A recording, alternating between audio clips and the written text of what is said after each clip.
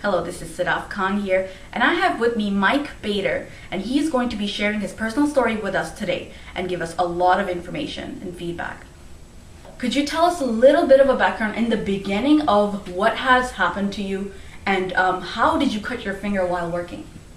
Well, most of my life I've been a woodworker, and I was working in a cabinetry company for a couple of years, and my finger got cut off. Well, the end of it, just the top third of it was cut off, and I didn't get the help I needed. I couldn't get anywhere with WSIB. Both me and my stepfather tried calling repeatedly for 2 weeks. They would not return our calls whatsoever. Finally, we did get through to them, and all they wanted to do was to send me back to work. They didn't ask if I was okay or how the recovery was going or anything. They just sent me back to work. Couldn't do the work. Then they sent me to physiotherapy, but that was 5 months after the accident, and I kept telling them, something needs to be done surgically because there's something going on in there, and they wouldn't believe me. 6 years later, my stump actually erupted open because there was a fingernail growing in there, but that was 6 years later, and I had to argue for years with doctors and stuff that there was something wrong, and they still wouldn't do anything. So eventually, when it became pretty obvious that I couldn't use a table saw or power tools anymore, they sent me to college, and at first I went to George Brown, but the pressure from the WSIB wanted me to do 3 years of high school in 3 months, and I had serious anxiety issues because of it. So the doctors prescribed me lorazepam. I got addicted to the lorazepam, so I didn't leave my apartment for about 2 weeks. I stopped. I flushed the lorazepam. I stopped drinking. I stopped smoking weed, and I just waited for the withdrawals to pass. Waited for the addiction to basically break. And then after that, WSIB sent me to computer college. Well, this college, again, they didn't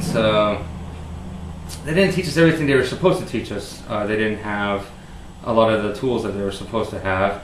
And after I had gotten out, I simply didn't have the skills or experience for what a lot of companies were looking for. So after that, WSIB cut me off, and I just went to an agency for whatever job I could find just to pay the bills until I could find something permanent, something better. And well, simultaneously my knees failed, my back failed, my elbows failed, and I literally worked until I could not walk.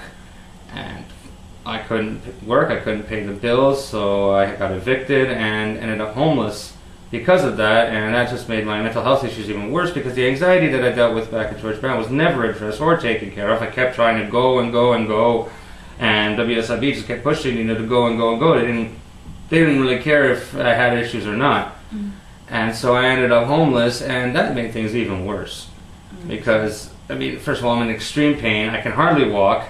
It was a brutal winter that year. That was the year we had the ice storm. And my shoes...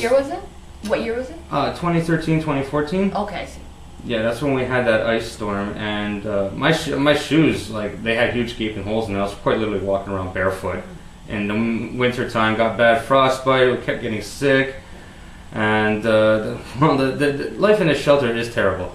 First of all, you're filled with, just crackheads, junkies, raging alcoholics, and very shady characters. When I ended up homeless, I expected to see people like me, cancer patients, people who got, bad car accident, couldn't pay the bills, stuff like that. Most of them are just drug addicts.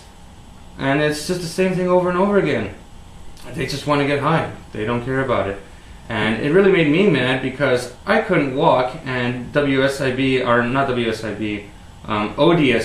the Ontario Disability Support Program, would not help me. I did not qualify for it even though I couldn't walk, but these people who chose to go out and do a drug, they are immediately, put on ODSP, and they don't have to go to rehab or counseling or detox or NA or anything like that.